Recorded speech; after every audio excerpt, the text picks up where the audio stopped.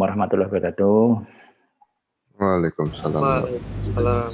warahmatullahi wabarakatuh. Oke, iya. Ya, kadang-kadang bikin teknologi ya kan. Dari kemarin nggak ada masalah. Tuh. Saya herannya itu setiap Selasa pagi itu error. Nanti siang bisa ini. Jadi sudah saya restart 4 kali kan dia. Ini kan kadang-kadang troubleshoot kok gini ini kan tidak bisa tidak bisa ditawar ya. Bisa coba untuk ini karena kebetulan kemarin harus di installnya tadinya diganti dengan Big Sur ternyata masih belum stabil ya katanya masih belum bisa, tapi ini saya masih sekali lagi nih kalau nggak bisa ya sudah ini kan saya coba ke nggak bisa udah perusahaan saya nggak jalan nih. Oke, kembali ke sini sajalah. Oke, dari dua materi yang sudah kita lalui ya, jadi apa itu pengertian sistem, kemudian kita bicara informasi, udah ketemu ya artinya di sana ada beberapa batasan ya. Jadi kalau yang terakhir kemarin informasi, jadi semakin banyak informasi semakin mudah orang buat keputusan ya. Kalau kita kembalikan pengertian dari data itu sendiri, kalau data katanya adalah kumpulan atau boleh katakan himpunan simbol, huruf dan sebagainya ya. Itu atau mungkin bisa dikatakan sebagai fakta mentah yang tidak punya arti nilai ya. Jadi kalau data itu secara sendiri nggak punya arti dan nilai. Nah, setelah kemarin kita sepakati data ada beberapa pengelompokan kemarin ya, itu dari mulai data terformat, data teks, kemudian ada image, ada suara ya, ada suara dan ada gambar di sana itu, sehingga kan data itu bukan semata-mata teks saja ya, tapi ada 5 varian data yang akan kita peroleh ya. Kemudian kemarin data juga dari sumbernya kita kenal data eksternal primer sama eksternal sekunder.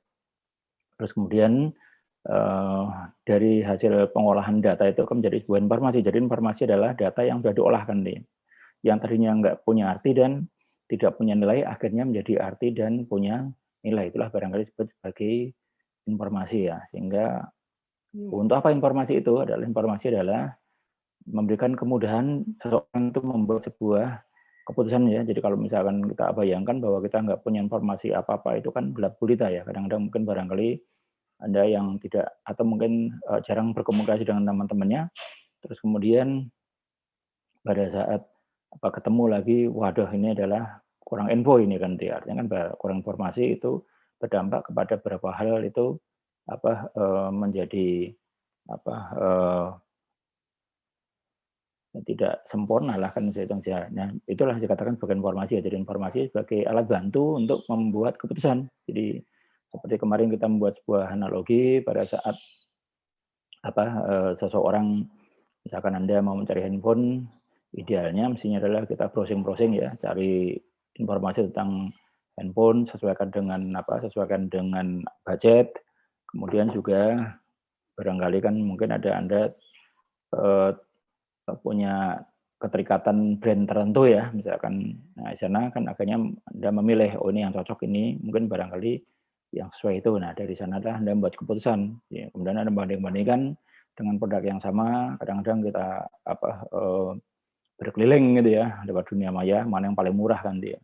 Bahkan itu kadang-kadang bahasa kadang-kadang kalau sejujurnya saja lah, saya senang itu kalau misalkan kita ke Shopee, mungkin bareng ke Tokopedia, sana mau beli sesuatu itu diputer-puter-puter, ada 5.000 ini, puter ke 10.000-an, nah mungkin biayanya. Nah itulah dasar dari informasi akhirnya membuat sebuah keputusan. Saya membeli sesuatu itu mungkin ya putar-putar kan dia, karena dalam satu produk yang sama itu kalau kita jeli harganya bisa kadang-kadang hanya 50%-nya saja kan dia. Saya juga bingung gitu kan dia. Di produk yang sama itu bisa 50% lah. Itu mungkin adalah fungsi dari informasi ya. Misalkan seperti berapa hal ya mungkin mungkin Anda masih samar-samar ya gitu, misalkan semester depan bagaimana kan gitu ya. semester depan ini kalau kita lihat juga apa nih informasi yang ini kan katanya informasi ini, bagaimana semester depan ya kita masih melihat apa, dari kebijakan pemerintah kan ya, walaupun kemarin sudah ada apa namanya, sudah ada pemberitahuan ya bahwa rencana bulan Juli itu diperbolehkan perguruan tinggi itu tatap muka kan ya. Nah ini kami sedang rapat itu kan ya. Kalau full tatap muka itu kelihatannya belum mungkin, prediksi kami belum mungkin ya, September itu kemungkinan besar nanti adalah apa, blended ya, blended learning itu kan. Jadi mungkin apa, beberapa mata kuliah itu di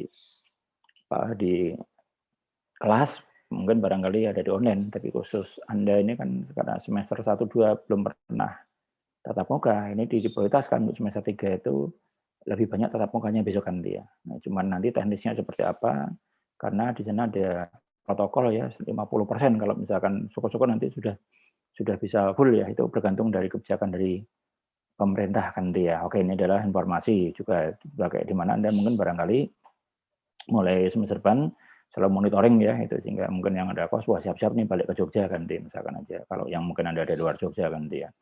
Ya, karena ya tidak mungkin kita full online gitu sampai Anda lulus itu. Kan dalam apa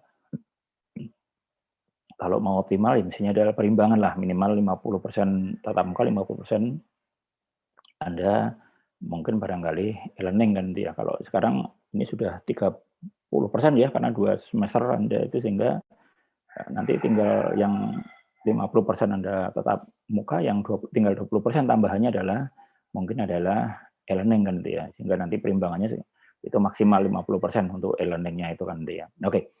Nah, semakin banyak informasi, semakin mudah seseorang itu membuat keputusan kan. Tapi kemarin kita filter ya, ada akurat, tepat waktu dan relevan kan dia. Dari beberapa dari kuis yang saya sampaikan, ada yang Anda cukup paham gitu ya. Tapi ada yang nggak tahu kan, saya juga bingung gitu, apakah nggak tidak mengikuti materi saya kan itu ya, nggak tahu jawabannya malah kemana kan itu ya. Ya kalau kalau cuman menerjemahkan akurat apa, tepat waktu apa, relevan apa itu ya nggak usah dikuiskan kan gitu ya, gitu. Contoh seperti itu. Terus ada juga malah yang malah cerita tentang mencari jurnal tentang kualitas informasi yang nggak nyambung lagi kan itu ya. Nah, pertanyaannya kan simpel kemarin itu ya, ini kan barangkali apa, perlunya bahwa Anda untuk mencermati materi kan nanti ya, mencermati materi sehingga nanti ini adalah bekal kan nanti ya. Karena nanti kalau sudah kerangkanya di sini akhirnya kita akan membuat modeling ya, nah, kerangka dari sini kan sehingga mata kuliah ANSIM, mata kuliah RPL, kalau SIM-nya Anda menguasai nanti untuk mata kuliah berikutnya tidak ada masalah kan nanti. Oke. Nah itu apa sistem informasi. Nah kemudian yang kata yang ketiga adalah manajemen. Manajemen ini banyak definisi juga ya, Anda sudah belajar kemarin atau barangkali sekarang belajar sekarang? Manajemen di semester 1 atau di semester 2 ya? Mas Fajar? Mas Semester 1 itu manajemen strategik, Pak. manajemen strategik ya? Kalau Iya, manajemen umumnya sekarang belum. kan? Gimana, Pak? Manajemen umumnya? Belum. Manajemen saja belum ada? Belum, Pak. Baru Oke. manajemen strategik di semester 1, Pak. Oke, semester strategiknya ditaruh di semester 1 ya? Oke ya. Nah oke lah. Jadi pada manajemen ya kalau kita lihat dari fungsi manajemen ya barangkali karena mungkin barangkali Anda belum pelajari atau mungkin sudah dipelajari juga, ada beberapa fungsi manajemen ya, mulai dari planning, kemudian organizing, coordinating, dan fungsi kontrol kan itu ya. Jadi perencanaan, pengorganisasian, kemudian melakukan koordinasi dan melakukan fungsi kontrol. Barangkali secara tidak sadar Anda sudah melakukan itu yang dilakukan keseharian Anda ya. Jadi kalau misalkan kalau teori Anda pahamkan kemudian kita jalankan itu barangkali itu sudah fungsi manajemen kadang-kadang seperti itu membuat perencanaan. Jadi misalkan Anda sudah masuk di Amikom ya kan dia. Itu sudah apapun alasannya bahwa menurut saya sih sudah pada jalur yang benar kan gitu ya. Karena kalau dari pengalaman 2 anak saya alhamdulillah kalau di dalam konteks itu adalah ukurannya materi, 2 anak saya berhasil kan dia. Dia produk dari Amikom di luar sana adalah kompetitif kan nanti ya. Karena hebat dan tidaknya kita bergantung dari kita masing-masing. Nah, di suatu mungkin Anda membuat sebuah perencanaan nanti ya. Apa yang Anda rencanakan itu ya. Kemarin udah kita diskusikan kemarin ya. ada perencanaan jangka pendek dan jangka panjang kan dia. Mungkin jangka panjang apakah Anda mau tempuh 3 tahun, apa 3,5 tahun ya, itu yang dilakukan 2 anak saya. Dia waktu laptop itu password-nya adalah karena yang 2014 yang masuk itu Oktober.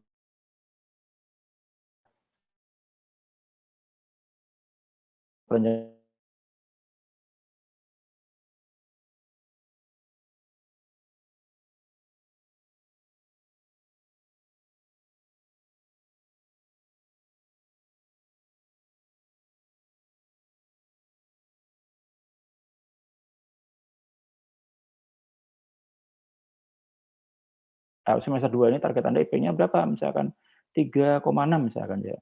Pada saat nanti kan konversi pada saat ternyata belum tercapai kan nanti ya. Nah, nanti ada fungsi kontrol ya. Controlling itu adalah fungsi manajemen ya. Jadi ada planning, organizing, coordinating, dan mungkin barangkali adalah fungsi controlling kan dia. Nah, mungkin barangnya sama, kalau misalkan dalam keseharian ya, Anda menggunakan baju ya, misalkan pakaian nanti ya. Mungkin karena belum pernah tatap muka nih barangkali kan dia. Kalau misalkan saya mau ke kampus biasanya besok saya sudah buat sebuah perencanaan ya, terutama nanti yang cewek ya itu biasanya kan detail itu.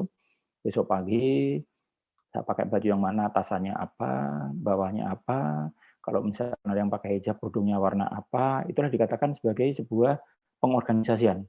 Nah, kemudian setelah hari hanya melakukan koordinasi ya, di depan kaca berputar-putar, itu ini sudah terkoordinir dengan baik, itu fungsi kontrol kan itu ya, naruh misalkan posisinya dan sebagainya kan dia. Nah itulah sekarang fungsi manajemen. Anda nggak sadar sebetulnya kan sudah menjalankan fungsi manajemen. Oke, sudah ketemu ya jadi sistem informasi manajemen. Kita coba misalkan masuk ke definisi ya.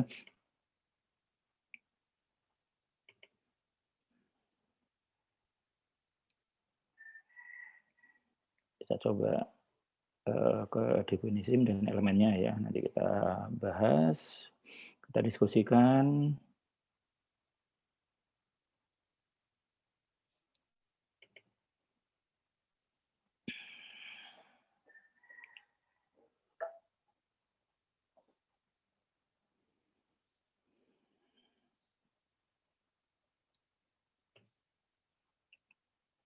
Oke, saya coba share screen. Oke, sudah kelihatan screen saya Mas Fajar ya? Mbak. Oke, kelihatan ya? Oke, J. Oke, dari gabungan kata sistem informasi manajemen ya, akhirnya kita buat suatu rangkaian ya, di awal kemarin pertemuan sudah saya buka itu. Nah, ini adalah definisi umum ya, dari saya ambilkan dari salah satu buku, karena ternyata banyak sekali ya, beberapa buku, sangat coba yang paling simpel ya. Jadi katanya adalah, SIM adalah sebuah sistem. Nah, pasti kan dia. SIM adalah sebuah sistem. Disepakati dulu bahwa itu adalah sistem. Jadi sehingga nanti kalau kita buktikan bahwa SIM itu apakah dia memenuhi syarat sebagai 8 kemarin ya, syarat itu pasti terpenuhi ya kan dia. Kalau Anda kita uji nanti kita terpenuhi pasti. Dimulai dari elemennya apa saja, kemudian batasnya apa, itu akan terpenuhi kan dia. Di sini adalah dia adalah sistem pasti. Dia ada kata sistem manusia garis miring mesin yang terpadu ya. Jadi berarti di dalam unsur elemen dari kalau dilihat sebagai sebuah SIM sebagai sebuah sistem itu nanti elemennya berarti ada manusia dan mesinnya di sana. Goal-nya apa? Untuk menyajikan informasi. Nah inilah jadi SIM itu dibangun untuk menyajikan informasi. Untuk apa informasi itu? Ya salah satunya ya mungkin barangkali alat bantu pengambilan keputusan itu kan bawah ini. Tapi di situ kalau misalkan dalam konteks secara lengkap guna mendukung fungsi operasi ya, operasi dalam perusahaan itu manajemen tadi planning dan teman-temannya dan pengambilan keputusan dalam sebuah organisasi. Jadi setiap organisasi itu butuh yang namanya SIM kan ya. Jadi produk SIM. Nah, apapun yang kita bangun, ya, apapun yang kita bangun tetap saja adalah penyaji informasi kan begitu ya. Jadi kalau misalkan di situ adalah penyaji informasi. Nah, kalau kita lihat ya contoh-contoh SIM ya barangkali kan dia kalau Anda masuk mungkin barangkali Anda sudah menggunakan ya Hamikomban itu sebagai sebuah SIM sebagai preferensi mahasiswa itu. Kemudian kalau kita masuk ke swalayan ya, informasi penjualan di swalayan adalah sebuah SIM. mungkin barangkali Anda ke distro beli suatu barang tertentu, dia pakai aplikasi, adalah semua SIM kan dia. Kita ATM juga SIM, informasi akademik juga SIM, dan seterusnya kan, banyak-banyak. Apapun yang sebuah aplikasi, yang menghasilkan informasi, di sana adalah dikatakan sebagai sebuah informasi manajemen ya kan dia. Nah, kita bedakan nanti hasil dari informasi ini ya. Jadi kalau informasi yang dihasilkan oleh SIM, ini dikatakan informasi formal. Sedangkan informasi yang dihasilkan bukan dari SIM ya, itu dikatakan informasi non formal. Sebagai contoh misalkan ya, jadi tadi saya memberi bocoran ya, itu belum sebuah informasi yang hasil sebuah kesepakatan ya, nanti pakai SK Rektor bahwa semester depan itu kita mengikuti aturan pemerintah kan ya, pada saat pemerintah membolehkan kita sudah tatap muka, maka kita akan coba tatap muka walaupun prediksi kami adalah kita masih blended ya, masih blended itu apa, itu masih sedikit online barangkali kan ya, tetapi untuk semester 2 ya, kemarin kita sudah diskusikan, kita membuat peta untuk semester 2, eee, semester 3-nya itu hampir pasti itu mungkin akan kita mungkin hampir pasti kan ya, tetapi juga belum pasti, hampir itu belum pasti ya, itu kan nanti adalah, full offline kan dia. Karena Anda sudah 2 semester itu tidak melakukan offline-nya kan dia. Nah inilah dikatakan sebagai definisi dari sistem informasi manajemen ya. Jadi apapun ya kadang-kadang begini kan, kadang-kadang apapun Anda pelajari, Anda belajar manajemen, Anda belajar manajemen statistik, Anda belajar SIM nanti, Anda belajar basis data, Anda belajar pengenalan pemrograman web, Anda belajar pemrograman web lanjut, kemudian nanti bahasa pemrograman tertentu ya, nanti mungkin barangkali dan sebagainya, apa yang Anda pelajari media, sebetulnya ending dari prodi informasi ini, ya kita develop yang namanya sistem informasi. Ujung-ujungnya itu apa? Anda itu, diminta untuk menyajikan informasi kan dia, tetapi berbasis komputer atau berbasis IT nanti kan dia. Nah, betapa pentingnya ya kan dia. Jadi kalau sehingga kemarin kita sudah buka ya, kita sudah buka bahwa yang namanya informasi itu sebagai sebuah kebutuhan dari semua institusi, semua lembaga, semua perusahaan. Betapa mahalnya informasi itu ya, sehingga kalau kita lihat ya dengan mungkin kadang-kadang bisa untuk jualan ya, misalkan kayak media sosial, Instagram, kayak YouTube dan sebagainya itu sekarang yang tadinya hanya mungkin seperti hanya sebagai apa, pemberi informasi yang biasa saja, sekarang itu sudah menjadi sebagai bisnis yang besar kan gitu misalkan. Bayangkan itu kan misalkan. Kalau betapa kayanya si Deddy Corbuzier ya dengan podcast-nya itu kan dia, dengan yang ditonton sampai jutaan orang nggak gitu, itu luar biasa kan itu ya. Ya, mungkin barangkali YouTuber yang lain lah, ada Atta Halilintar dan sebagainya itu. Kemudian ada Instagram yang mungkin barangkali menghasilkan duit yang banyak sekali kan dia. Nah, itulah mungkin barangkali itu akhirnya itu juga semua adalah bagian dari penghasil informasi kan itu ya. Oke ya, jadi sampai ini namanya nggak usah dihafal ya definisi SIM, tapi Anda pahami bahwa SIM dibangun atau di-develop itu tujuannya adalah penyaji informasi kan itu ya. Nah, informasi untuk apa ya tergantung kebutuhan perusahaan itu sendiri nanti. Tapi di sana adalah mungkin barangkali secara umum dia alat bantu pengambilan sebuah keputusan. Kemudian bisa juga dari sisi fungsi manajemen itu adalah kegiatan dari mulai planning, organizing, melakukan coordination, melakukan fungsi kontrol. Nah, itu adalah dari definisi SIM. Nah, kemudian kita urai ya, ini ada beberapa elemen fisik SIM ya. Nah, ini secara umum ini ada 5 ya, ini 5, tetapi yang utama 3 Jadi elemen fisik SIM itu yang utama ada 3 nih. Ada hardware ya, berarti SIM itu harus punya perangkat keras. Yang kedua adalah SIM itu punya perangkat lunak. Nanti perangkat lunak kita bagi menjadi perangkat lunak sistem umum atau SIM software. Kemudian perangkat lunak sistem terapan umum ya, atau disebut sebagai platform software yang kita develop itu. Yang ketiga adalah punya database. Yang utama 3 ini kan dia. Dia punya database. Nah, yang 4 dan kelima dia adalah sebagai tambahan ya di sana. Jadi ada prosedur ya, ada prosedur apa itu user guide kan dia. Kemudian ada petugas pengoperasian. Nah, ini adalah saya ambilkan dari bukunya Gordon Davis ya, ada 5 ini. Jadi yang dikatakan bahwa yang disebut sebagai SIM berbasis IT ya ini adalah elemennya itu. Jadi Nah, yang kita urai yang pertama, ini hardware ya kan dia. Sehingga saya membuat analogi begini, saya membuat analogi pada saat kita membuat sesuatu kan dia. Kita akan ending-nya kan informatika kan bikin SIM ya. Ending-nya itu kan bikin SIM ya. Entah nanti apa kemarin udah kita buka ya dalam konteks CBIS kan dia. Ada informasi akuntansi atau fintech sekarang namanya. Kemudian ada SIM itu sendiri, ada sistem penunjang keputusan atau desain support system, ada office automation ya, otomasi kantor, dan ada expert system. Nah, ini mungkin barangkali kita dispesifikan ke SIM. Nah, ini sebuah analogi ya. Jadi sebuah analogi. Jadi saya tarik di sini ini adalah elemen SIM-nya itu. Jadi kalau Anda mau bikin SIM berarti harus paham ya, itu elemen-elemennya itu ada 3 elemen utama di sana 1 2 3 itu. Seperti waktu misalkan barangkali ini ya, kita akan membuat bakso daging sapi ya, karena analoginya itu karena agar mudah Anda tangkap gitu ya. Pada saat kita kita membuat bakso daging sapi kan gitu ya. Anda mau bikin tuh kan gitu ya.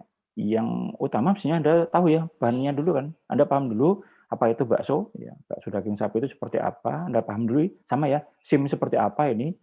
Ya, SIM tadi kita sudah lihat ada Amikomban adalah sebuah SIM, informasi akademik ya, SIM KRS adalah sebuah SIM, ATM adalah sebuah SIM.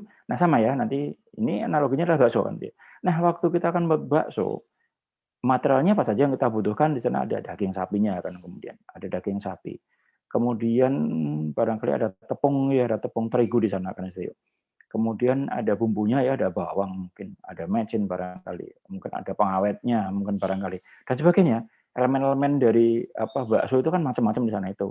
Nah, Anda harus kenal kan dia misalkan. Kalau Anda mau bikin bakso halus gitu ya, berarti daging sapi yang apa yang dipakai gitu ya. Ini hampir sama analoginya kan dia. Nah, setelah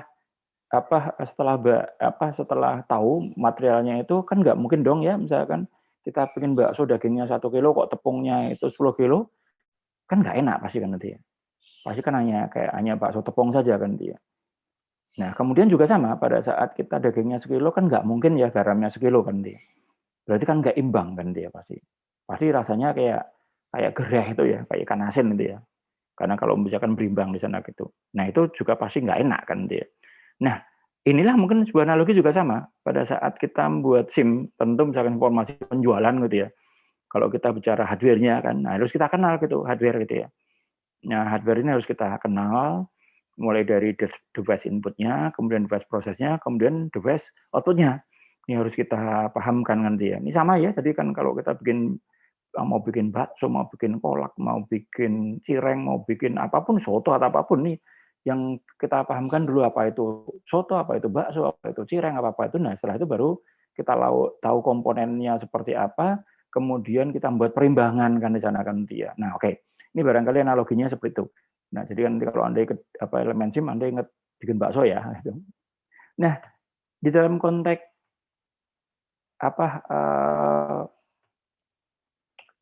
elemen hardware sendiri kita bagi menjadi 3 kan. Ada device input, kemudian device proses ya, ini ada device output-nya kan dia.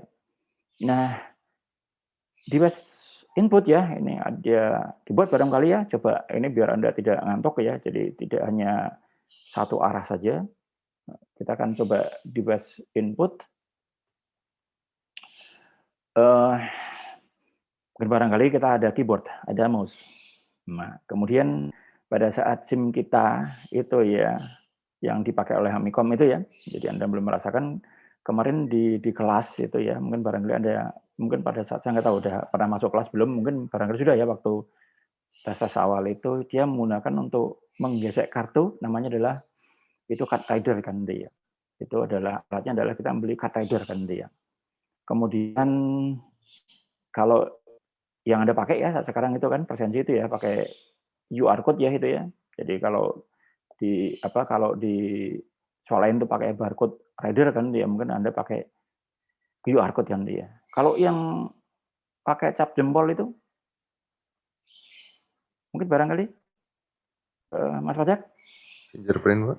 pakai fingerprint kan dia adalah. Nah, ini kita harus kenal itu jadi kapan kita pakai fingerprint, kapan kita pakai card reader, kapan kita pakai QR code gitu ya, atau mungkin pakai barcode reader dan sebagainya kan dia. Nah, sama saja ya. Nah, kalau kemarin ya, ini apapun ya, seperti aplikasi kita yang dipakai itu Komban ini, nggak tahu nih bagi-bagi juga error ya, nanti saya coba start lagi nanti kan dia. Nah, nanti saya minta bantuannya untuk masih presensi manual ya kan tuh ya, Anda sulit, saya juga sulit juga kan tuh ya, harus masuk ke sistem mempertanggungjawabkan, harus foto dulu gambarnya kan itu ya. Nah, jadi gini, di dalam konteks itu harus mengenal apa sih kelebihan kateder ya, yang mungkin barangkali kalau dilihat kelas itu pakai kartu ya, mungkin barangkali pada suatu saat Anda diminta, Anda punya project untuk mendevelop informasi presensi kita, Mas kami butuh yang pakai kartu pegawai itu kan dia. Ini sudah ketinggalan gitu ya, pakai kateder ya. Tapi ada beberapa perusahaan itu yang masih minta itu untuk untuk dibuatkan pakai kateder kan itu ya. Kateder itu kelebihannya adalah dia membacanya cepat ya, datanya membacanya cepat. Kemudian dari sisi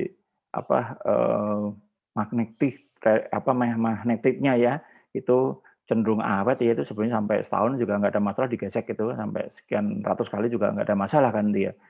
Dan saat itu murah gitu ya, tetapi saat sekarang itu menjadi mahal itu. Sekarang itu tidak menjadi pilihan ya, menggunakan presensi dengan kateder itu ya, itu enggak menjadi pilihan.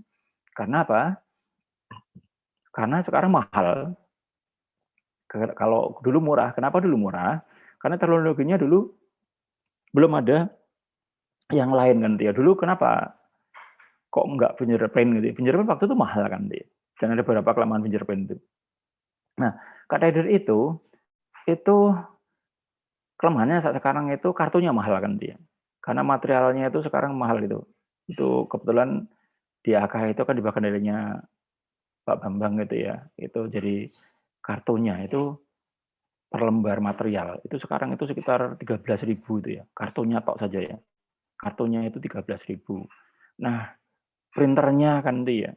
Printernya itu usianya itu pendek banget itu ya.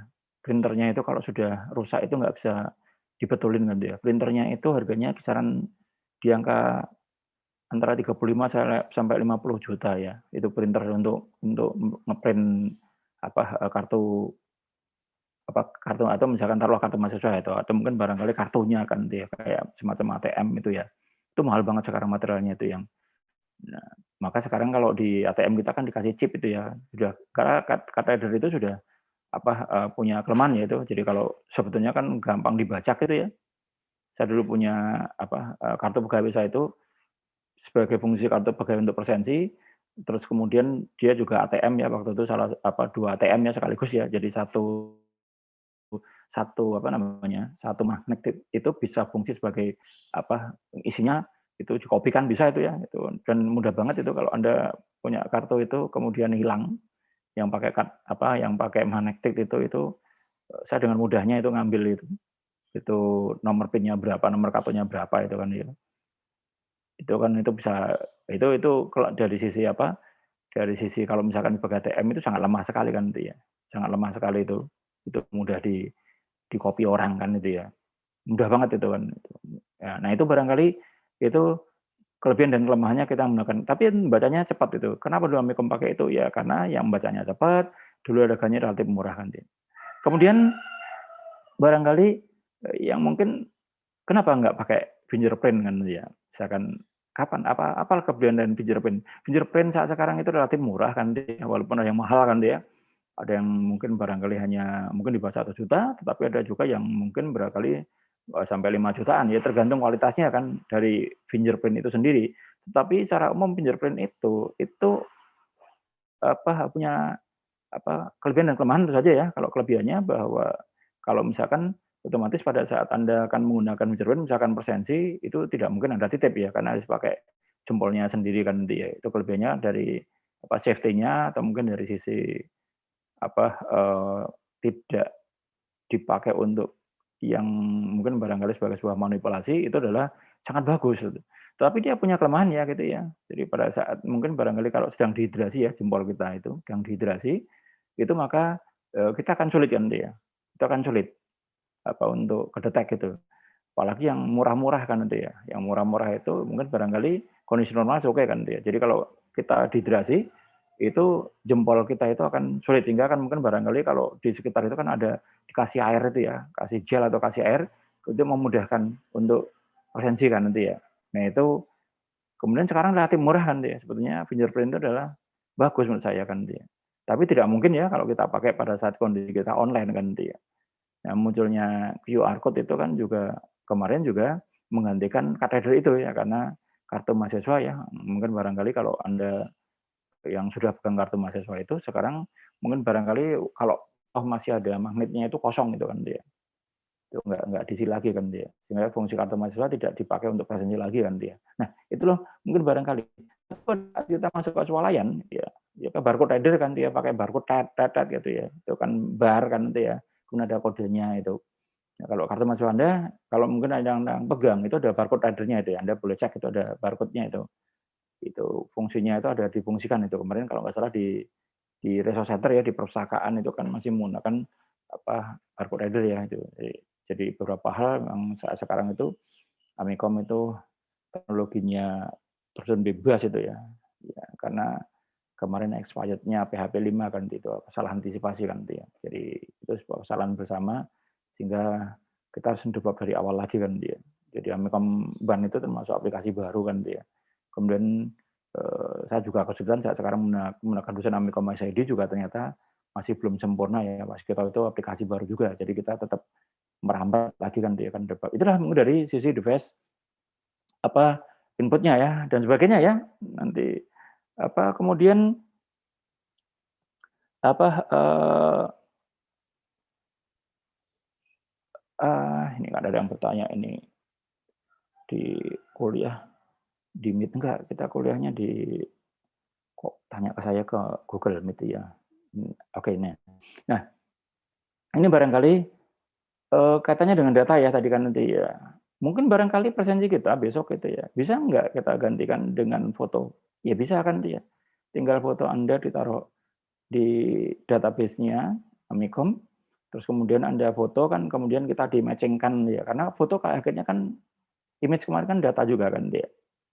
Bisa nggak pakai audio kan itu ya? Bisa ya kan dia, pakai audio kan bisa. Tinggal Anda direkam datanya dari misalkan kami Komban, data Anda direkam misalkan Mas Fajar, misalkan Fajar kan dia, karena bilang Fajar gitu ya kan nanti soalnya connect, kemudian otomatis akan dia akan dibaca oleh sistem kan dia. Bisa nggak kita pakai video? Bisa, video kan juga data kan itu ya.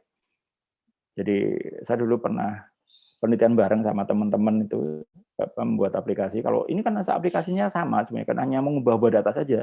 Kemarin kita sepakati ada 5 data itu ya, mulai dari terformat, mungkin data teks kan itu ya. Tapi kalau Anda pakai QR code itu data teks kan itu ya. Nanti mungkin barangkali kan bisa pakai foto, itu berarti image ya. Mungkin audio itu mungkin dengan suara kan itu ya, halo atau misalkan nggak usah nama, itu akan kebaca, kemudian matching nama mungkin foto Anda akan muncul. Mungkin pakai video juga sama kan dia barangkali ke depan itu misalkan Anda masuk ruang kuliah gitu baru masuk ke depan dengan video ya berarti kan dari kamera ketangkep ya nggak usah gesek lagi kan dia.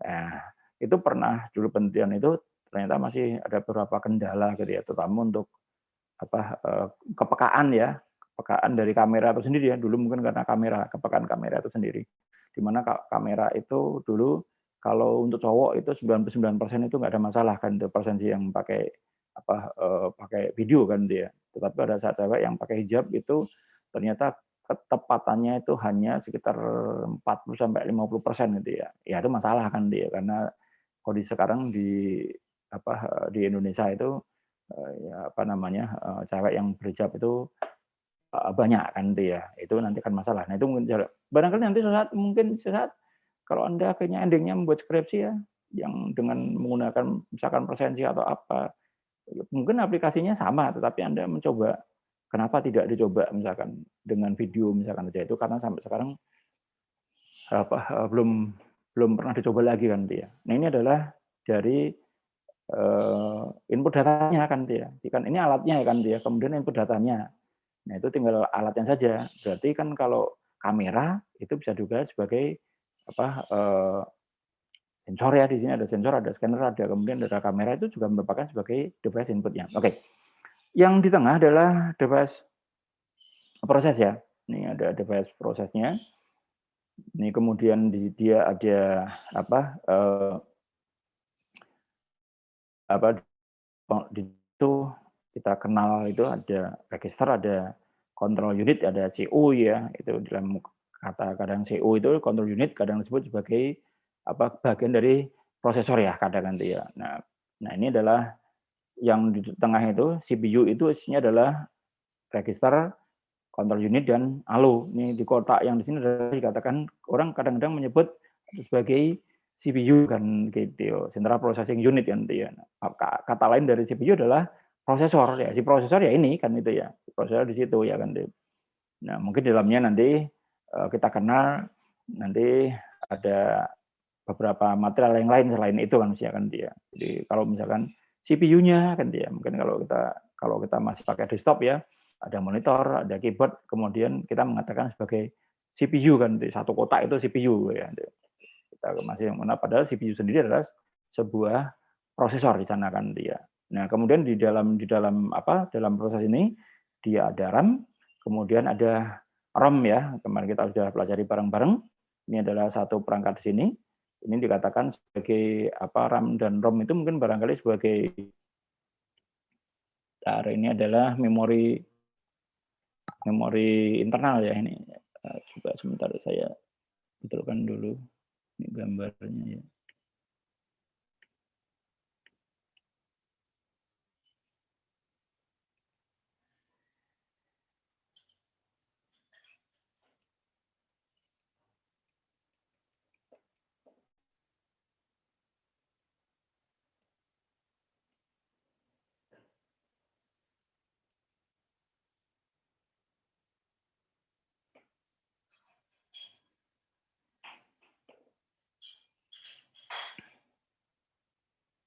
Oh ya, nanti aja lah ini karena harus stop screen ya untuk ngubah ya.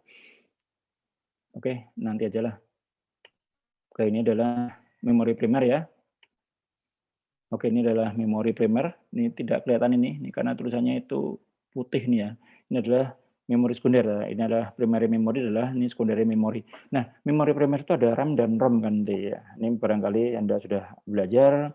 Jadi kalau misalkan ROM itu adalah mesinnya adalah tidak permanen, nggak bisa diubah-ubah ya. Kalau misalkan pada saat mungkin barangkali nanti yang Anda lihat robotik gitu ya, di dalam robotik itu dia pakai ROM kan dia. Saya dulu pernah ikut penelitian di apa waktu diminta penelitian di UGM itu kan membuat apa mengisi ROM ya. Jadi ngisi ROM gerakan robot tangan dan sebagainya itu kan di ROM itu kita bikin softwarenya dulu, kemudian ada alat ya untuk memindahkan apa codingnya itu ke dalam apa ROM itu sendiri kan dia. Jadi kalau sudah masuk ke ROM itu berarti sudah dia permanen kan gitu ya.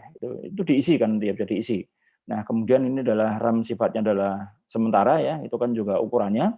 Kemudian di luar ini memori primer ada memori sekunder. Sini adalah mungkin ada SSD kan mungkin ada hard disk dan sebagainya. Mungkin barangkali ya sekarang yang baru kan pakai SSD ya kan nanti ya.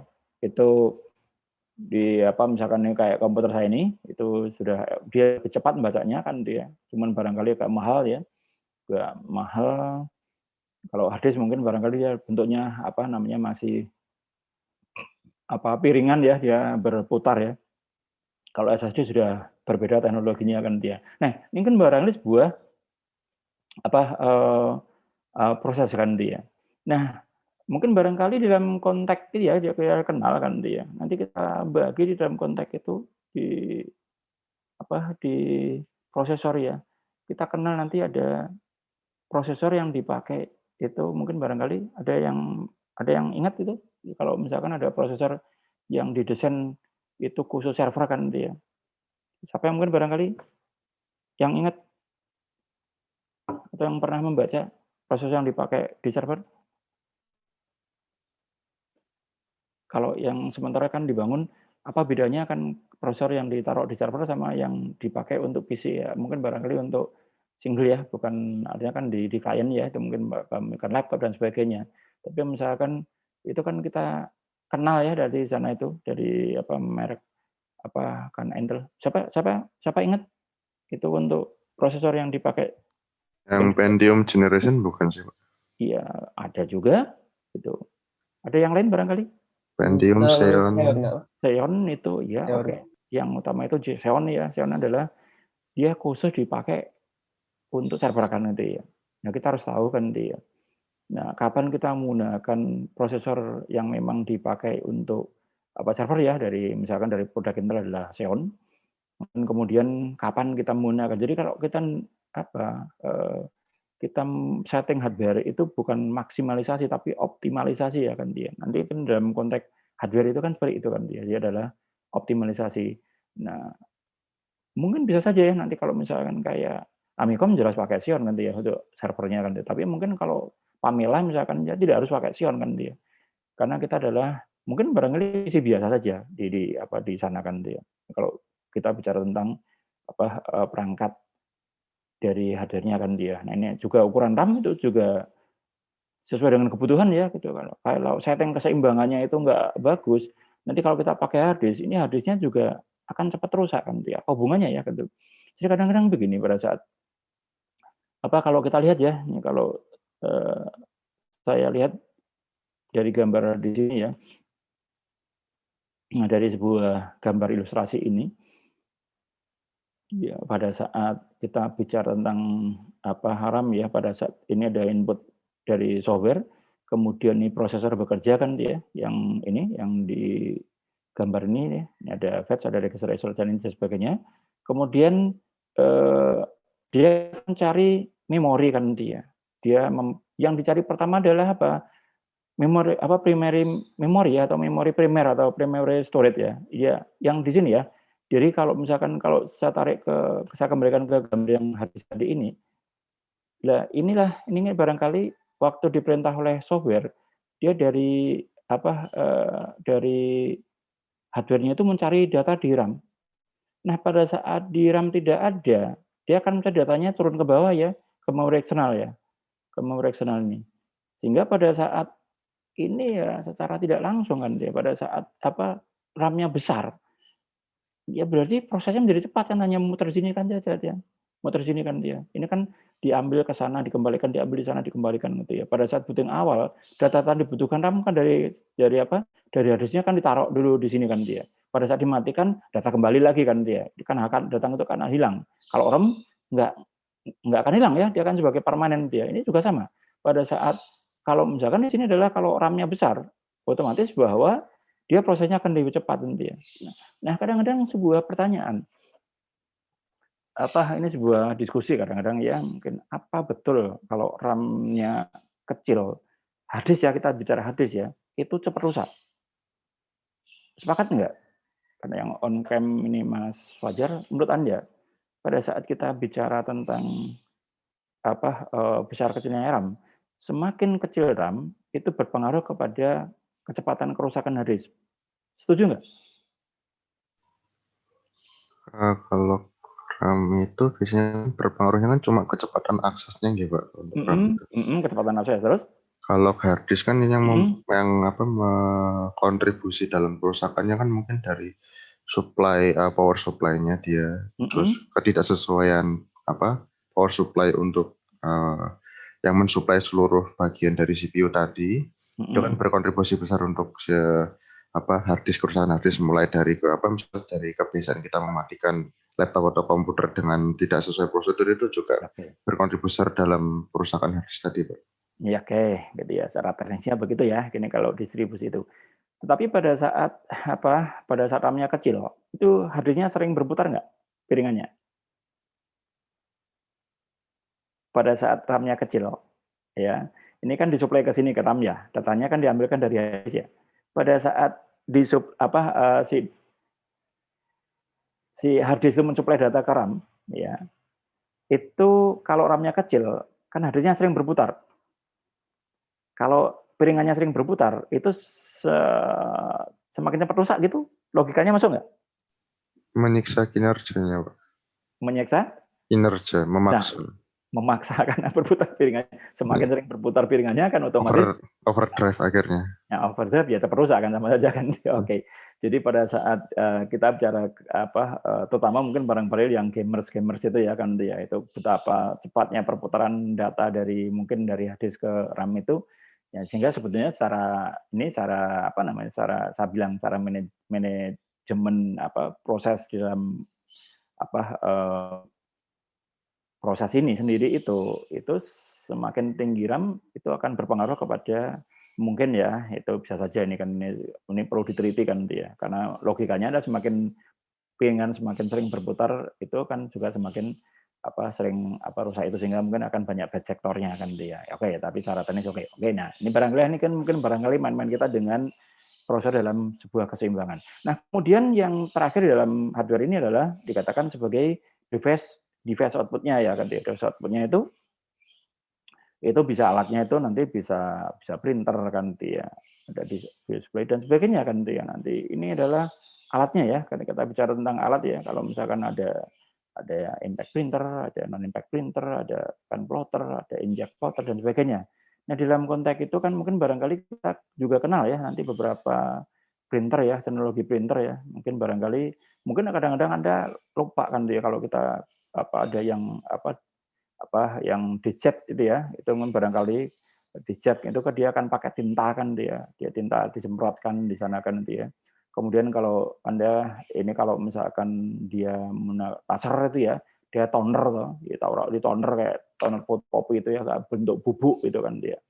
Anda kenal kan dia, itu dia lebih awet ya dia. Kalau misalkan kalau Anda lihat foto-foto itu kan biasanya pakai yang laser itu ya, di teknologi laser itu adalah dia bubuk itu ya. Jadi kalau habis bubuknya diisi kan dia. Kalau yang diset itu kan berarti dia tinta ya, cair yang diberikan itu ya. Nah, itu kan Anda mungkin kenal. Kalau kira-kira kalau yang dipakai istilahnya kalau dipakai di swalayan itu printer jenis apa? Siapa yang ingat? Mas Fajar ingat ya? Kalau yang dipakai swalayan itu kan Iya, Pak. krek itu jenis printernya apa itu? Laser jet bukan? Iya. Kita juga lagi namanya tuh. Ya, oke. Yang buat kwitansi yang itu kan, Pak. Betul. Yang kwitansi ya, bukan hanya thermal enggak, Pak? Ya? Thermal.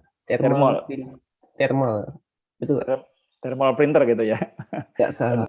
Teknologinya. Ya enggak apa-apa kan itu kan, kalau generasi sekarang itu kan enggak kenal gitu ya. Karena kalau di era saya ya, tahun 80-an saya awal-awal belajar komputer itu printer itu adanya ya yang dipakai di swalayan itu ya. Itu kan itu irit sekali kan tuh. Itu kita kenal dulu istilah printer dot metric ya. Dot metric itu pakai pita gitu. Pakai pita ya. Itu kalau seperti mesin ketik itu loh. Pitanya kayak mesin ketik gitu. Digulung di mesin ketik itu. Nanti kalau pitanya habis tinggal beli aja kan, ditaruh di situ itu kan dia. Kalau zaman dulu ya kan dia. Zaman dulu kalau pitanya habis kan masih mahal dulu kan dia. Ah, dikasih semir itu. Semir sepatu itu loh. Jadi semir sepatu itu disemir di pitanya itu. Kiwi, Pak. Iya, Kiwi apapun mereknya itu. Jadi itu sungguh-sungguh itu. Jadi di era saya itu karena harganya masih mahal kan dia. Semakin banyak, semakin produksinya semakin sedikit, itu kan semakin mahal kan itu ya. Jadi sebagai contoh misalkan aja ya, itu printer ya, itu HP printer itu ya. Jadi tahun berapa sih kemarin itu? Saya masih dari Kaprodi itu sekitar tahun 2010-an ya, itu kan masih pakai yang printernya sudah laser ya, yang HP laser itu yang dulu masih 1010 ya, 1020 itu. Dari 1010 itu harganya 3,8 juta itu ya. Laser itu yang hitam putih loh. Itu teknologinya yang sudah laser, yang serinya 1010 ya, 1010 itu. Begitu 1020 logikanya kan mestinya naik ya itu. Dari 3.800.000 itu turun jadi 1.100.000 kan itu ya. Seri 1020 itu harganya cuma 1,1 waktu itu ya. Laser itu. Hitam putih laser itu ya. Kenapa bisa begitu? Karena ternyata dia diproduksi di Cina kan. Itu HP laser itu udah tadinya di negara aslinya sana, kemudian dia dipindahkan, pabriknya buka di Cina, maka harganya jadi 1,1 kan, bingung saya kan tuh ya. Tadinya menganggarkan saya pikir naik ya, saya anggarkan 5 juta, kemudian siapa tahu tuh naik gitu ya, itu kebutuhan jurusan waktu itu ya. Ternyata 5 juta itu dapat 4. Gitu, langsung dapat 4 itu. Itu Cina itu luar biasa kan dia. Dia jadi itu kenapa bisa begitu? Itu mass production produksi massa ya. Semakin diproduksi semakin banyak, ya itu kan semakin dia semakin murah kan dia. Seperti misalkan dulu ya, siapa yang mau pakai Mac kan dia. Jarang banget orang pakai Apple kan dia. Tapi setelah Apple itu menggandeng Intel kan dia. Begitu dia prosesornya pakai Intel ya sudahlah sekarang jadi merajai gitu ya. Itu kan kalau misalkan Apple itu merajai gitu ya. Karena dia menggandeng. Nah itulah mungkin kadang-kadang seperti itu ya. Jadi kalau misalkan sekarang komputer semakin murah kan dia. Nah itu barangkali ya nanti teknologi mungkin barangkali yang jadi teknologi printer itu ternyata masih dipakai kan dia sekarang yang dot matrix itu yang dipakai swalayan itu yang pakai tinta itu ya cuma dimodifikasi. Terus kemudian kita kenal dengan desert itu ya dari cairan itu ya, kemudian kita kenal laser ya, sekarang laser juga sudah color kan itu ya, dengan itu luar biasa ya, Anda kan bahwa itu dan sebagainya, mungkin ada nggak tahu printer apa lagi yang sekarang beredar, mungkin saya tidak mengikuti lagi perkembangannya kan itu ya, justru saya ngikuti juga kan kalau sekarang prosesor kan sudah terakhir nggak tahu itu kalau tahu saya itu Core i7 kan ya, quad Core i7 ya, itu mungkin barangkali sekarang berapa apa lagi kan dia nggak tahu itu karena semakin ya dengan pandemi ini kebetulan kalau pengadaan lab itu di bawah kendali Pak Bambang itu saya mau beli komputer sekarang nggak berani karena harganya hampir 2 kali lipat dibandingkan sebelum pandemi kan dia sekarang luar biasa mahalnya kan dia. Nah oke. Ini adalah hardware ya. Oke,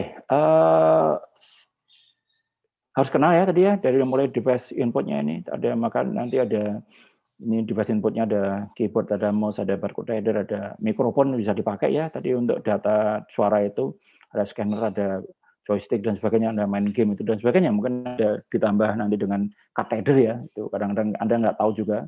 Jangan sampai nanti Anda disuruh buat aplikasi, saya presensinya mau pakai pokoknya saya mau pakai yang gesek kan itu ya. Nah, jangan sampai Anda nanti apa namanya inputnya itu namanya adalah kan kartu terus kemudian itu kan alatnya sebagai reader card reader kadang disebut sebagai card reader kan dia seperti bar ya barcode ya bukan garis code readernya itu kan barcode reader dipakai di swalayan itu kan membacanya dan sebagainya kan dia mungkin barangkali coba nanti Anda browsing cari plus minus dari masing-masing itu jadi kita kenal dulu inputnya apa prosesnya apa outputnya apa, kita pelajari ya kelebihan kelemahannya.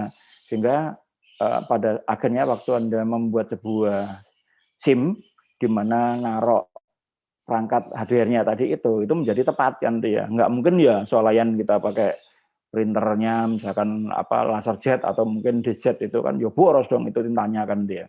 Kecuali mungkin kalau swalayan kan nggak mungkin kalau misalkan kita dealer mobil itu butuh kwitansi yang berwarna itu mungkin bisa tapi kalau misalkan hanya untuk swalayan ya mungkin hampir pasti swalayan manapun pakai dot matrix gitu kan dia karena itu masalah dia operasionalnya. Oke. Ini tadi sudah secara kerja CPU ya jadi jangan Anda lupa bahwa CPU adalah prosesor kan dia kadang-kadang kalau misalkan itu saya sering ngobrol gitu ya mungkin kapan itu bahas CPU itu satu gelondong gitu ya, casingnya di dalamnya ada hard disk dan itu ya kadang-kadang coba bingung gitu ya misalkan pakai istilah apa ya itu CPU ku kan dia CPU padahal CPU itu prosesor kan dia. Nah itu kan aku pinjam itu CPU ku ngangkat besar itu kan dia karena main game itu biasanya kalau pakai laptop itu ya yang mungkin barangkali kalau laptop yang berbasis untuk game itu mesti harganya sudah jauh lebih mahal dibandingkan kalau kita pakai desktop kan dia. Karena dulu anak saya kan juga gamers juga kan dia. Waktu bikin sendiri itu ya relatif sangat mahal kan dia. Oke. Kemudian ini barangkali ya ini memori primer tadi ya, itu mungkin di sini ada register, ada RAM. Ada cache memory kan dia. Cache memory ini itu di era sekarang itu di dalam prosesor ya. Itu dia nongkrong di dalam prosesor. Tapi era saya ya tahun 90-an itu cache memory itu terpisah itu. Jadi ada RAM, kemudian ada prosesor di tengah-tengah itu ada cache memory-nya, ada soketnya itu ditancapkan itu kan dia. Ditancapkan itu ya. Nah, itu sungguh-sungguh terjadi kan itu ya. Jadi nah kemudian setelah mulai Pentium 2 itu ya, mulai Pentium 2 itu baru itu dia masuk ke prosesor kan dia. Nah, nggak kejangkau mahal banget ya, karena apa cache-nya masuk cache maruh di itu sehingga muncul saja Pentium 2 muncul lagi nanti ada apa Celeron itu ya. Celeron itu adalah jembatan waktu itu antara Pentium 2 dengan Pentium 1 ada Celeron itu. Itu ada cache memorinya tetap sedikit ya. Coba Anda perhatikan betul waktu Anda mau beli komputer ya nanti lihat prosesornya ya mungkin prosesornya sama ya misalkan Core i5 misalkan aja Anda perhatikan betul gitu dilihat dulu cache memorinya berapa semakin tinggi cache memorinya pasti semakin bagus dan akan dia. Nah ini adalah memori primer. Kemudian ada memori sekunder ya ini mesinnya salah satunya hard disk ya kan itu barangkali di situ ada magnetic media ada magnetic disk ya jadi Anda kan nggak kenal disket kan jadi disket saya belajar komputer itu awal-awal pakai disket gede itu ya. Saya udah pernah juga Pak pakai disket. Oh ya, Ya, tapi kecil ya. kecil dulu waktu SD dulu. Ah kecil ya. Kalau saya kan yang disketnya yang besar lubangnya 2 kanan kiri itu. Gitu kan kalau nanti nyalakan nyalakan komputer itu lubang 2 itu terus uang baru baca semua operasinya aja uang itu plus itu. Maka dulu kalau udah bisa menghidupkan komputer rasanya kayaknya kita sudah seorang ahli komputer kan itu ya dan sebagainya. Ini magnetic disk ini ada disket ya. Ini kapasitas 144 normal 250 mega dan sebagainya nanti ya. Jadi kalau saya tuh masih punya flash disk itu pertama kali flash disk keluar itu waktu itu harganya 150.000 ya cukup mahal 150.000 habis itu berapa kapasitasnya adalah 128 itu mega ya saya punya flash kenang-kenangan tuh 150.000 128 mega betul mega megabit itu harganya 150.000 itu. Nah kemarin saya beli 6 berapa yang 64 giga ya itu 64 giga itu harganya sekarang cuma 60.000 itu saya juga bingung itu mungkin orang IPS ya itu dengan yang fisik yang sama kok bisa ya itu misalkan yang 4 giga sama 64 giga kan ya fisiknya sama persis gitu ya pakai scan disk itu saya juga bingung itu kalau ada yang 64 kenapa beli yang 4 kan ya. Ya oke kan dia sebesar sekarang luar biasa ya yaitu flash disk itu sudah kapasitasnya sampai segitu gedenya. Saya nggak tahu apakah udah ada 1 tera kan itu ya untuk flash disk. Ada ya mungkin ya. Mungkin sudah ada ya. Oke, ini kan ada inilah mungkin barangkali jenis-jenis storage itu nanti ada CD-ROM, ada DVD-ROM, dan misalkan ini adalah cerita masa lalu kan itu ya. Cerita masa lalu. Ini berbentuk ini mungkin storage-nya ini kapasitas mulai 100 MB, SD beberapa giga. Sekarang bukan giga lagi ya kan, mungkin tera sudah kan dia. Ini kan buku-buku cerita lama kan dia. Nah, ini juga monitor ya. Nanti ada monitor nah tadi printer ya. Jadi printer itu tadi kan dia jenisnya ada yang dotmetrik, ada yang semprot pakai teknologi tinta itu, kemudian ada yang laser kan dia. Nanti juga tinta laser juga macam-macam kan kualitasnya kan dia. Ini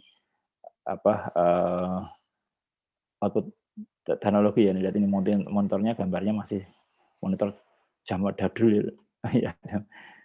Oke. Nah, jenis software akan kita kelompokkan menjadi 2 ya. Nanti mungkin barangkali kita diskusi ya nanti pada saat Anda break misalkan ada yang ditanyakan atau kita jadi bahan diskusi itu bisa dipotong ya kan dia. Nah, software itu kita kelompokkan menjadi 2 ya katanya kan dia. Ini harus kita mengenal sistem software ya. Yang kedua adalah aplikasi software ya, software aplikasi yang dibuat nih. Sistem software nanti pengelompokannya kita bagi menjadi 4 nih ya. Nah, mungkin barangkali adalah tugas dari software ya, melakukan monitoring kinerja, kalau misalkan kalau ada error, ada yang melakukan koreksi, kemudian sebagainya nih, untuk booting dan sebagainya. Oke. Nah, perangkat lunak itu kita kelompokkan menjadi 4 ya. Ini nggak bisa ditawar ini. Ini Anda cari literatur manapun ketemu ada 4 ya. Jadi yang pertama adalah sistem operasi. Nah, sistem operasi itu kita kenal ada istilah single user dan multi user ya. Jadi dalam konteks ada single user, multi user. Nah, fungsinya adalah katanya mengontrol penggunaan hardware software dan dalam menjadi kunci di situ kan dia. Kemudian kita kenal juga nanti sistem operasi basis teks sama basis grafis ya. Jadi kalau single user adalah yang dipakai satu orang, multi user dipakai oleh banyak orang ya pada saat bersamaan mestinya ya. Multi user sistem operasi multi user dipakai banyak orang pada saat bersamaan, single user adalah dipakai satu orang dia. Nah, kemudian dari beberapa sistem operasi ya, saya sengaja saya taruh yang yang jadul dulu ya. Kan ada basis teks di sana. Itu MS-DOS adalah basis teks. Kemudian adalah yang basis grafik adalah keluarga Windows ya, gitu ya. Kemudian ada Unix, ada Linux ya, ada Mac ya. Ini saya kebetulan karena saya pakai MacBook, ini saya kemudian pakai Big Sur itu ya. Ini tadinya Big Sur sebenarnya kayaknya belum sempurna ya, itu kayaknya masih versi beta kah, sehingga saya sering bermasalah ini waktu install VMware Fusion ya gitu ya. Kalau kemarin masih pakai yang lama itu kan nggak pernah bermasalah, ini sering bermasalah kan dia. Mungkin belum sempurna ya. Terlalu cepat saya menginstal ke Big Sur-nya itu tuh. Juga bingung. Kalau saya kan tidak untuk apa-apa kan dia.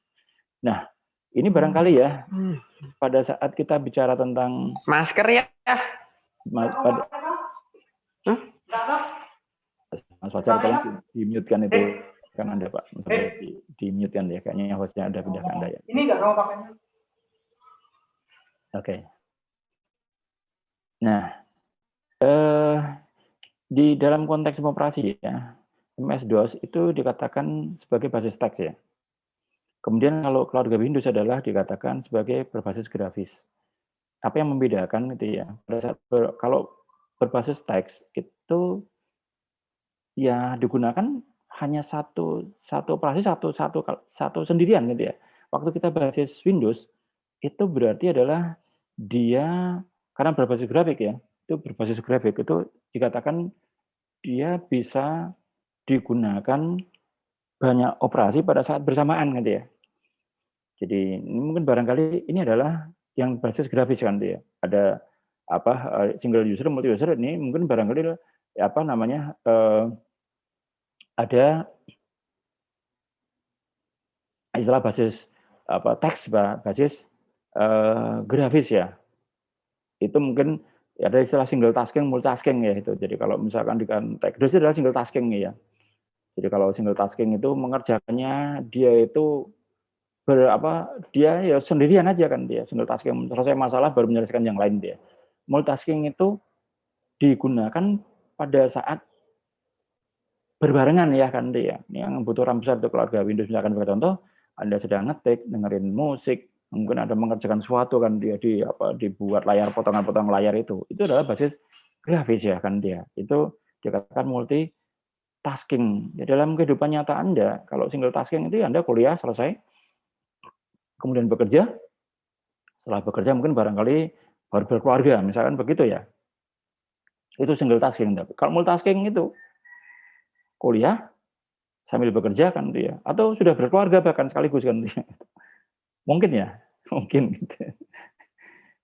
Ya, jadi kalau misalkan tapi ini banyak ya, mungkin barangkali Anda sekarang itu ya karena masa-masa pandemi ini itu ini ya kuliah sambil bekerja kan dia. Saya ketemu kemarin kebetulan saya sering sama ibunya anak-anak itu jalan-jalan itu nyari tanaman itu berapa mahasiswa Pak mahasiswa yang sedang kena pandemi Pak kan itu ya, dia jualan tanaman itu ya, kita simpati juga kan itu ya. Saya juga punya anak banyak kan dia ini 12.000 anak saya di Amikom dia kan dia. Ya itu banyak anak mahasiswa yang kreatif itu jualan tanaman dia. Ya kenapa tidak kan dia. Nah, adalah multitasking. Nah, dulu kendala kita bicara multitasking ini, kendala kita itu anak-anak informatika utamanya kan ya. Ya ada berapa anak SE ya, itu pada saat dia bekerja sudah masuk semester 6, dia kemudian punya project, lupa, dapat duit banyak kan ya. Terus kuliahnya ditinggal kan. Ditinggal itu. Tahu-tahu di DO. Wah, ada repot itu ya. Jadi tahu di DO. Nah, sekarang diuntungkan ya. Mudah-mudahan menterinya nggak ganti itu adanya kampus Merdeka itu. Waktu besok Anda mungkin pas semester 6, begitu semester 7 sudah tidak banyak kegiatan, Anda sambil bekerja, ya skripsinya itu yang Anda kerjakan kalau ada yang berkaitan dengan IT tadi itu kan. Jadi bisa menggantikan skripsi ya. Jadi biasanya anak-anak skripsi itu kan DO itu gara-gara nggak bisa membuat skripsi ya. Ini saya kemarin ada bimbingan saya itu, ya, kebetulan dia bekerja ya di radiologi ya di salah satu rumah sakit gitu ya. Nah, dia nggak bikin skripsinya apa? Ya laporan aja tempat dia bekerja itu, cuma 20 halaman itu ya. Ya alhamdulillah dia lulus kemarin itu ya. Gitu ya. Mungkin itu ya mungkin hebatnya kampus Merdeka ini kalau nanti kita modifikasi ya. Dan mungkin barangkali ya Anda boleh loh ini. Anda boleh mungkin misalkan aja Anda begitu masuk semester 4, semester 4 ya janganlah, semester 5 lah.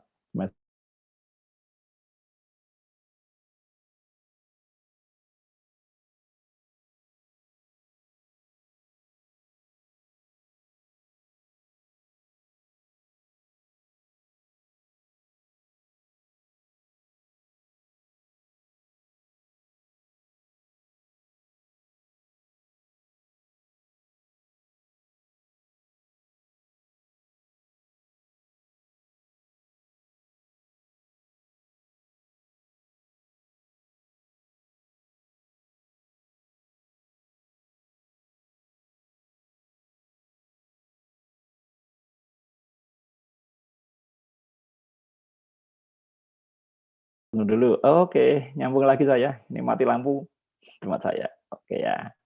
Ini. Ya, saya lanjut lagi. Ntar saya buka lagi screen-nya ini. Aduh.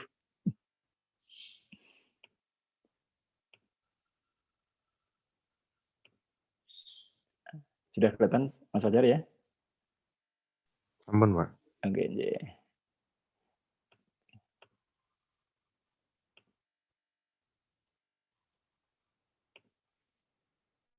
nah, oke. Nah, itu tadi ya nyala lagi kan tuh ya. Sempat putus ini. Tethering saya tadi. Ya, biarkan saya tethering dulu. Nah, itulah mungkin barangkali ke depan ya kalau saya bisa materi ini kan saya sangat bersemangat ya pada saat kenapa Anda tidak kan ya. Karena kebetulan dua anak saya dulu juga sama itu. Waktu kuliah itu dua-duanya sambil bekerja kan ya. Kadang-kadang teman-teman itu bilang, uang tinggal minta enggak saya biasakan begitu ya kan dengan anak-anak itu mencari tambahan uang saku sendiri kan dia sehingga itu sudah terbiasa bekerja kan dia apa kelebihannya dia multitasking itu ya begitu dia lulus dia nggak nyari kerja kan dia karena memang udah bekerja sejak masih kuliah kan dia. Nah ini adalah dikatakan sebagai single tasking multitasking ya. Kemudian ada istilah single user multi user ya ini barangkali mungkin Anda yang sudah advance di sana, ini bisa nanti ya ikut ngoreksi juga single user sama multi user ya. Pada saat kita masuk ke swalayan, ini makanya di sini ada Windows 95, 98, XP, ini adalah OS yang memang didesain ini ya harus saya ceritakan ini karena masa lalu ya, itu adalah sampai Vista. Itu adalah OS yang memang di develop itu ditaruh di klien kan nanti ya. Anda punya laptop ya itu dipakai Anda kan nanti ya. Kemudian ada Windows 2000, Windows 2008. Nah, ini adalah sistem operasi yang ditaruh di server ya, OS ditaruh di server kan itu ya. Dia bedanya apa? Di grafik di sana kan dia.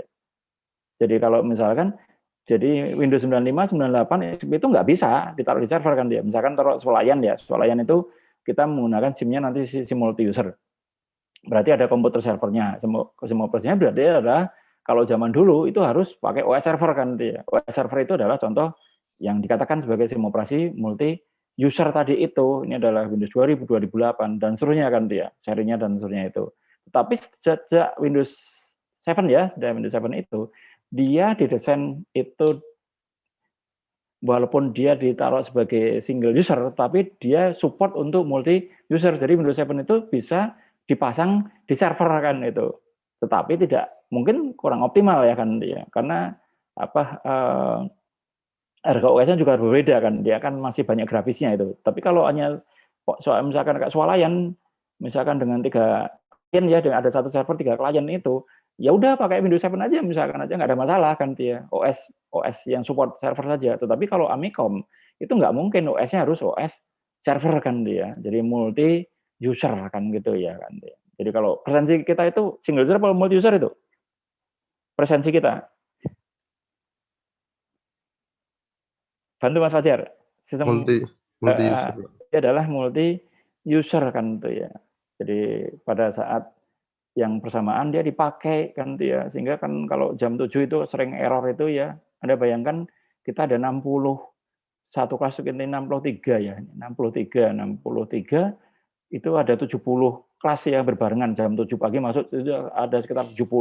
Berarti 4.200 masuk bareng ya. Bus gitu kan itu. Itu trafficnya tinggi banget sehingga kan error ya. Seperti tadi saya tuh udah berusaha jadi jam 7 kurang 10 udah mau buka Amicom-nya itu error di jaringan dari tadi error kan itu ya. Ya itu karena kendala mungkin traffic tadi itu kan dia. Nah, multi user itu dipakai kalau mungkin kalau dilihat dari sisi Anda sebagai usernya tetap Anda masuknya gantian kan dia. Tapi ini sistem ini dipasang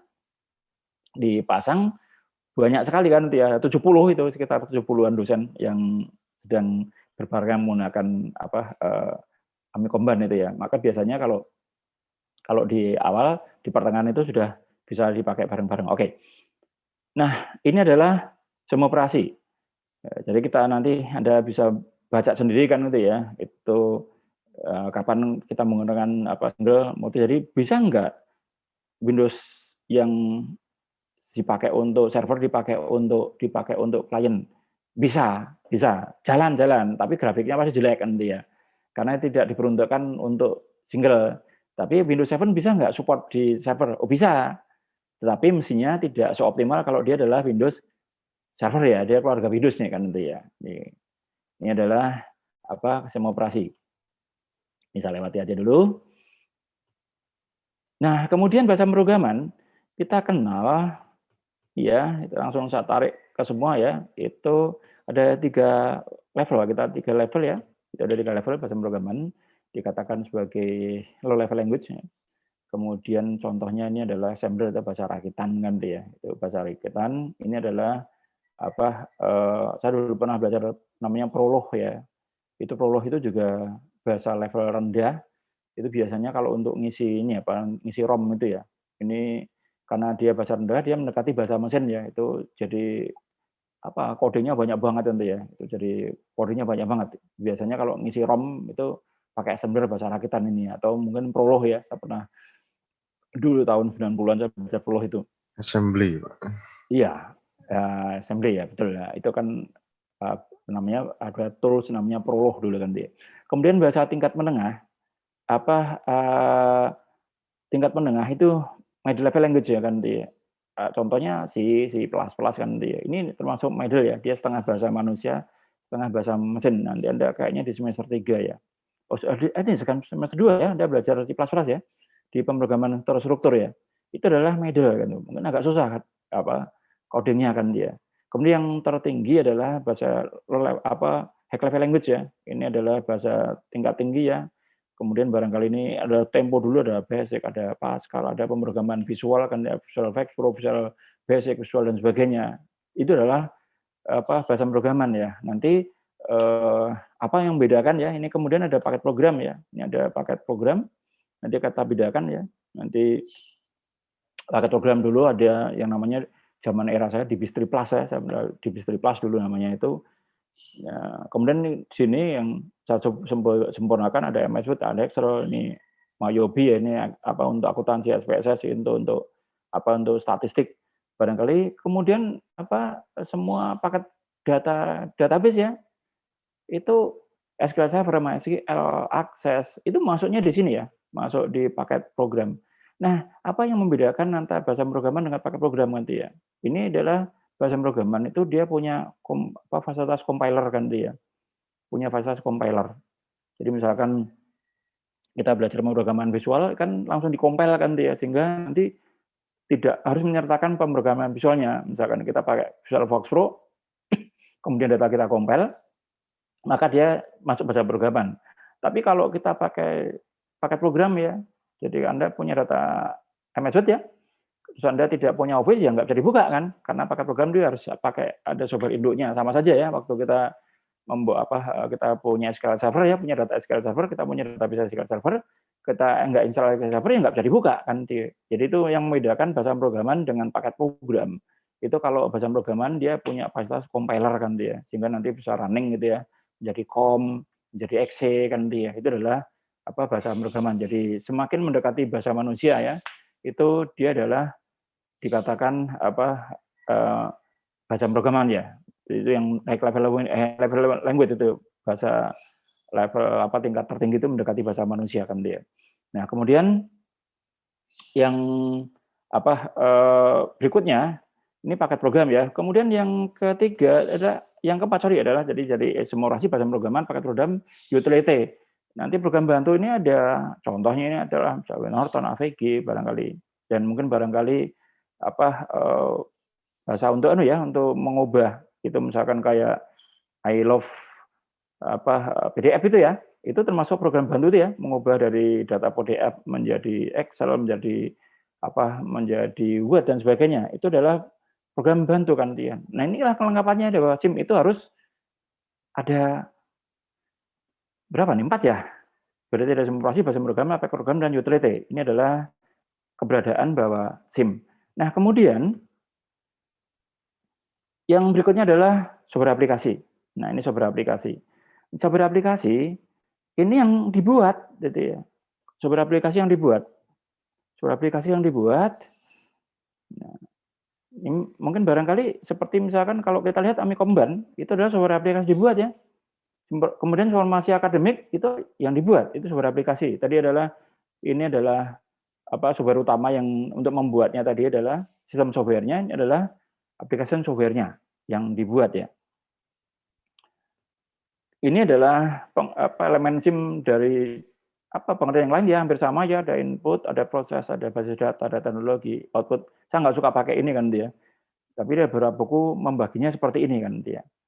Kemudian berikutnya ada pendekatan nih kan dia. Oke, atau mungkin sampai di sini ada yang mau ditanyakan? Sampai elemen yang kedua ya. Jadi ada hardware, ada software kan dia. Oke, nanti kalau ada pertanyaan langsung di break ya. Ini nanti Anda bisa ini kan cuman ini harus baca sendiri pun sebetulnya kan logikanya kan bisa kan dia. Nanti kalau modeling itu harus kita belajar bareng gitu. Kalau udah modeling, kalau masih di teori ini kita bisa Anda baca sendiri. Nah, oke, ini ada coba pendekatan database ya. Nanti ada pendekatan database modern. Jadi lokasi data di database ya. Nih, menaruh lokasi data di database itu kita kenal ada centralized dan distribusi itu. Naruh database-nya kan ya. Database-nya kita mencoba membuat sentralisasi dan membuat distribusi. Nah, apa bedanya? Ini dengan ilustrasi gambar. Nah, ini adalah satu database yang ditempatkan satu server ya. Nah, dikatakan sebagai centralized database kan dia. Nah, contohnya ini misalkan ya, ini centralized database itu biasanya tempatnya berdekatan, relatif aplikasinya hanya satu modul ya. Kalau kita lihat di Swalayan dia, di Swalayan itu database-nya tersentral ya, ditaruh satu server saja. Di mana? Ya satu server. Naruhnya database-nya di servernya itu sendiri. Kalau misalkan ada Swalayan ada ada 3 kasir itu, ya database-nya naruhnya di satu server, itu centralized kan dia. Tempatnya berdekatan, aplikasinya satu modul saja, centralized itu. Ini asumsinya bahwa SIM-nya adalah SIM multi user ya. Nanti kita kenal SIM single user, ada SIM multi user ya, atau standalone kan dia. Nah, ini adalah centralized database.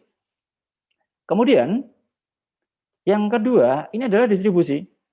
Ya, ini adalah contoh distribusi ya. Nah, ini di server utama ini naruh database, kemudian di sub servernya ini ada database ya. Ini ada database ditaruh di yang ungu ini, yang hijau ini adalah sentral database sentralnya, ini kemudian disub-subkan database-nya. Ini adalah biasanya tempatnya berjauhan, kemudian aplikasinya kompleks ya. Nah, sebagai contoh ATM ini dalam teorinya adalah contohnya adalah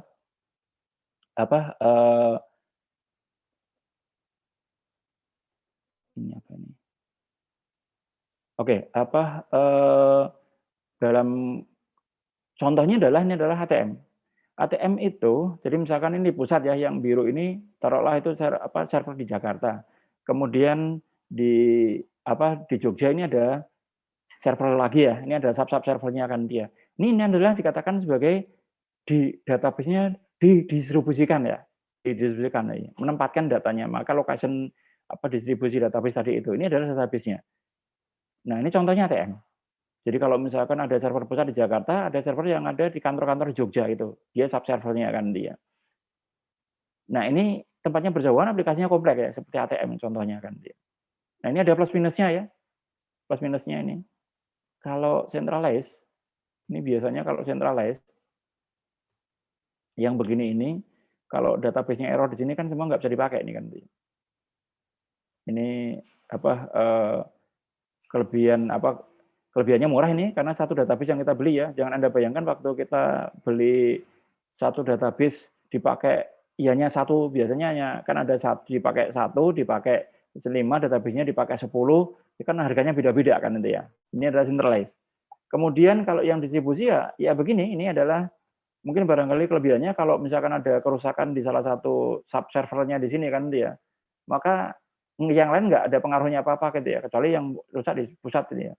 Ini misalkan ada berlapis-lapis begini ya. Jadi, nah ini adalah yang terdistribusi ya. Teorinya adalah dia kompleks, banyak modul ya. Kalau informasi penjualan itu hanya satu modul tok itu, penjualan tok itu. Tapi kalau ATM itu kan modulnya banyak banget nanti ya. Itu transaksi pengambilan duit, kemudian dia bisa transaksi transfer dan sebagainya kan dia. Itu adalah dikatakan sebagai naruh distribusi. Nah, kira-kira ya. Kalau di Amikom itu tersentral apa terdistribusi naruh database-nya? Oke, Anda Mas Fajar. Saya minta-mintakan Anda yang on cam itu. Gimana, Pak? Kalau Amikom itu cocok yang tersentral apa yang distribusi? Kalau untuk apanya, Pak? Database untuk apanya, Pak? Atau keseluruhan atau? Nah, menaruhnya ini kan tadi kan dari karena kalau dilihat dari sini kan tadi, jadi lokasi data in database ya, menaruh locating-nya artinya bahwa dimungkinkan ya database itu kita kendalikan dengan dua model ya, disentralkan itu contohnya tadi ini ya, ini di swalayan ini ya, ini satu database saja ditaruh di satu server, kemudian ini kasir-kasirnya, atau mungkin barangkali kita menggunakan yang distribusikan ya, distribusi ini ada server utama, kemudian ada sub server, database-nya di sini ada database, ini dari 5 ini semua ada database, contohnya ATM itu ya. Itu kan ini misalkan pusat Jakarta, ini yang ungu ini adalah mungkin barangkali ada di Surabaya, ada Jogja, ada Solo dan sebagainya kan dia. Nah, sekarang kalau Amikom, sistemnya Amikom itu lebih cocok yang centralized apa distribusi? Centralized, Pak. Centralized kan ya. Oke ya. Jadi dulu Amikom pernah menggunakan centralized kan dia. Centralized itu berarti kalau Anda bisa nembus servernya Amikom, itu bahaya banget nanti ya. Itu ya, tapi ada yang masalah lagi pada saat presensi ya, di mana satu server itu kan dipakai untuk kegiatan presensi, dipakai untuk kegiatan perpustakaan, dipakai kegiatan keuangan, dipakai di fakultas, dipakai di lab. Wah, itu satu server kan itu ada centralization ya. Kita pernah kan dia, yang terjadi pada saat dulu waktu kita presensi itu ternyata luar biasa masalahnya di sana. Apa itu luar biasanya? Itu di sana itu trafficnya tinggi banget nanti ya, karena satu server dipakai presensi, kemudian masuk bank, kemudian dipakai perpustakaan, dipakai keuangan itu sehingga trafficnya tinggi banget, ya itu error, banyak errornya kan dia. Ini kalau itu seperti itu kan dia, sehingga kemudian dari safety-nya juga bahaya banget gitu ya kalau kita menggunakan centralized gitu ya. Jadi kalau misalkan kita menggunakan centralized itu kan mahasiswa itu kan banyak yang pintar ya, barangkali Anda yang sudah sebelum kuliah di Amikom sudah bekerja di suatu tempat atau Anda cukup paham security kan, kalau Anda bisa nembus sistemnya Amikom, Anda akan bisa masuk ke sini kan bongkar kan, ini kan security-nya kan berarti pendek sekali kan. Itu terus kemudian Anda ngubah data, ngubah nilai dan sebagainya, itu masalah kan dia. Itu kalau nilai nggak masalah ya masalah, tapi semua diakan semua kan bingung sebenarnya. Yang masalah lagi kalau itu Anda masuk ke sistem kemudian bisa injek database-nya keuangan langsung SPP-nya mahasiswa dilunaskan semua, habis lah gitu. Nah itu centralized ya. Nah, itu. Nah akhirnya ini tapi Amikom pernah nyoba kan dia. Saya udah bilang dulu kan dia. Saya kan sebagai konsultannya itu sebaiknya jangan coba-coba kan dia.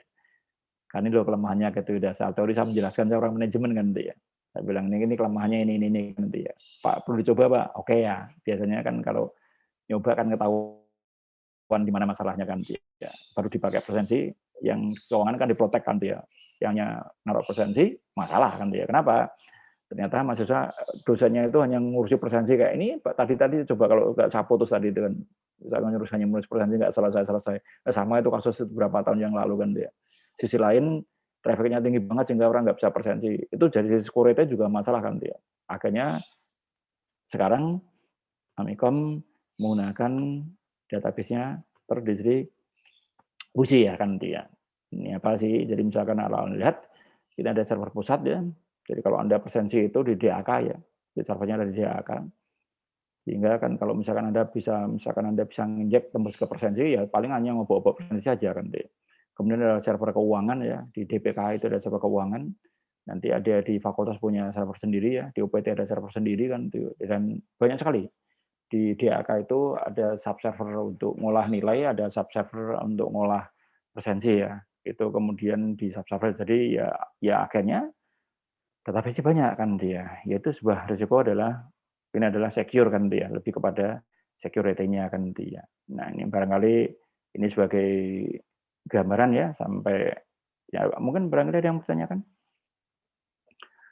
Oke, sekali lagi saya minta maaf ya, ini kan error di tempat saya, yang error di sistem saya kan dia. Itu nggak bisa connect dengan Amikom Ban, sehingga saya minta presensi ya, tapi tolong presensinya itu nanti kalau misalkan itu 3 kolom ya, nomor. Sudah, Pak. Nomor udah ya, nomor sudah nama. Sesuai yang 3 kolom tadi. Oke, terima kasih kan dia. Nanti akan saya laporkan ke DAK. Oke kan itu ya. Ini jadi kurang lebihnya Pak Bambang Muhammad hari ini tidak ada kuis sengaja memang gitu ya. Biar break juga kan dia. Saya juga capek juga koreksinya. Tapi sisi kan evaluasi. Ini satu materi kan nggak mungkin selesai dalam satu sesi, sehingga kalau saya kuis nanti kuisnya minggu depan karena ini akan selesai di minggu depan karena pasti 2 sesi. Kalau kita bicara tentang elemen SIM nanti pasti 2 sesi. Nanti minggu depan kita diskusikan, kemudian kita kuisnya minggu depan yang terkait itu ya. Oke, ada yang chat. Oke, apa pertanyaan? Oh, presensi ya. Oke ya. Ya, itu sudah dibuka oleh Mas Fajar untuk presensi itu. Nanti akan dikirimkan ke saya, nanti kan kemudian jangan dikira bahwa itu menjadi sulit juga buat saya kan dia. Enak tinggal presensi selesaikan dia. Jadi selama kita kuliah belum pernah ada presensi online ya? Pernah nggak? Belum ya, manual terus Pak. Dari awal. Untuk kelas ini satu-satunya kelas yang belum pernah